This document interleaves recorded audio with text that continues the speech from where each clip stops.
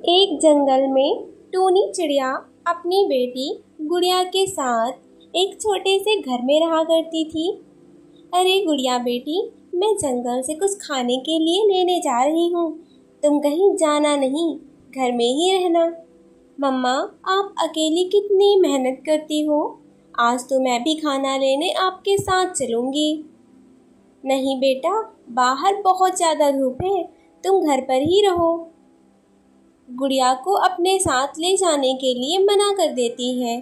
फिर भी गुड़िया टोनी के साथ खाना लेने बाहर चली जाती है। वह दोनों शाम को जब घर लौटते हैं तो वह देखते हैं कालू कौवा और गोरी कौवी ने उनके घर पे कब्जा कर लिया है। अरे गोरी, तुम दोनों मेरे घर में क्या कर रहे हो? अरे मूर्ख चिड़िया, अब यह हमारा घर है। आज से इस घर के मालिक हम हैं। जाओ यहाँ से। चिड़िया, अब तुम दूसरा घर बना लेना। आप दोनों क्या कह रहे हो? यह घर मेरा है और आप दोनों इतने आलसी हो गए हो कि अपना घर भी नहीं बना सकते। अरे चिड़िया, तुम यहाँ सब हमें ना सिखाओ और यहाँ से जाओ, हमें आराम करने दो। बेचारी चिड़िया परेशान हो जाती है और वहाँ से चली जाती है। अब मैं क्या करूँ? बारिश का मौसम आने वाला है और मेरे पास तो घर भी नहीं है।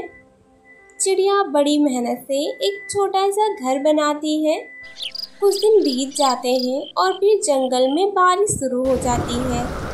बारिश इतनी तेज थी कि रुकने का ठिकाना नहीं था। सारे पक्षी अपने अपने घरों में बैठकर बारिश रुकने का इंतजार कर रहे थे। बारिश के साथ साथ बहुत तेज हवा भी चल रही है। हवा इतनी ज़्यादा तेज थी कि सारे पक्षियों के घोंसले टूटने लगते हैं।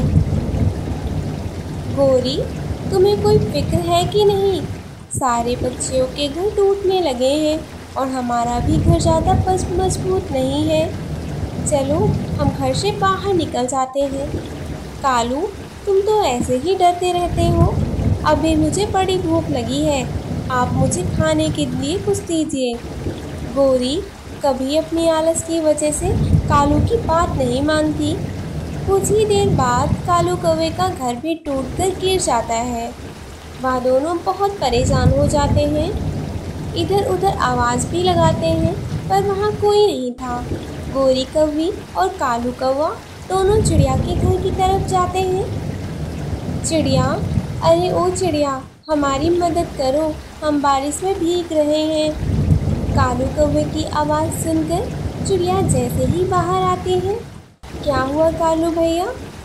और गोरी कौवी टूनी चिड़िया को सारी बातें बताती है। कोई बात नहीं, जब तक बारिश हो रही है आप मेरे घर में रह सकते हैं। टूनी चिड़िया ने सभी पक्षियों को अपने घर में रहने के लिए जगह दी। हमें माफ़ कर दो छोटी चिड़िया, हमने तुम्हारे साथ बहुत गलत किया है, हमें ऐसा नहीं करना चाहिए। दूर किसी जंगल में बहुत सारे पक्षी रहा करते थे। वे सब मिलजुल कर एक अच्छी जिंदगी गुजार रहे थे। फिर उस जंगल में एक कालू कौवा आकर घर बनाता है और वहाँ रहने लगता है। कालू कौवा एक बहुत चालाक कौवा था। वो सब पक्षियों को एक साथ हंसता मुस्कुराता नहीं देख सकता था। क्यों ना मैं इन सब पक्षियों में आपस में दुश्मनी पैदा करूं और सबको अलग अलग कर दूं और इन सबको एक दूसरे के खिलाफ कर दूं। कालू कौवा उड़ता है और कबूतर के पास जाता है। कबूतर, कैसे हो तुम? तुम तो बहुत खूबसूरत हो, तुम्हारी आंखें भी बहुत प्यारी हैं। मगर पता नहीं क्यों रानू चिड़िया तुम्हें पसंद नहीं करती है। वो मुझे बता रही थी कि वो गंदी आंखों वाला कबूतर बहुत चालाक है, उससे बचकर रहना। क्या रानू चिड़िया मेरे बारे में ऐसा कह रही थी? हाँ, मुझसे तो किसी के बारे में गलत नहीं सुना जाता, तभी तो मैं तुम्हारे पास चला आया। कबूतर को ऐसा बताकर कौवा तोते के पास जाता है। तोते भाई, कैसे हो? मैं कबूतर से मिला। वो कहने लगा, तोते से दोस्ती ना करना, वो हर वक्त खाना मांगने आता है। और खुद खाना ढूंढने नहीं जाता। मगर मैंने तो कबूतर से खाने को कुछ नहीं मांगा। पता नहीं कबूतर ने मेरे बारे में ऐसा क्यों कहा। फिर कालू कौवा उड़ता है और रानो चिड़िया के पास जाता है। रानो बहन, आप तो इतनी अच्छी हैं और मुश्किल वक्त में सबकी मदद करती हैं, फिर भी कबूतर और तोता आपके बारे में बुरा कहते हैं। मैं वहाँ से गुजर रहा था तो मैंने सुना कबूतर और तोता बैठे तुम्हारे बारे में बात कर रहे थे। कह रहे थे रानो को तो जंगल से ही निकाल देना है। मगर रानो चिड़िया बहुत अक्लमंद थी, वो कौवे की बातों पर जरा भी ध्यान नहीं देती है। मैं काफी दिनों से देख रही हूँ सब पक्षी एक साथ नहीं बैठते, कुछ तो बात है। फिर रानो चिड़िया तोते के पास जाती है और उसे खाने की दावत देती है। फिर ऐसे ही कबूतर और कौवे के पास जाती है और उनको भी बताती है कि रात को उनके घर पे दावत है।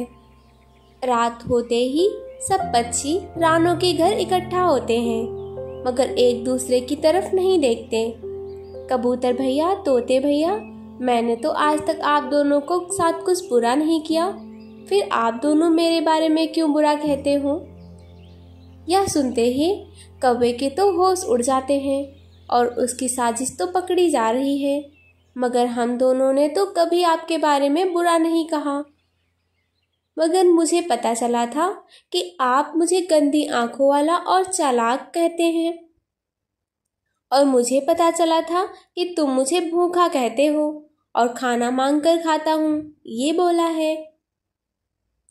मैं तुम सबसे एक बात बोलना चाहता हूँ।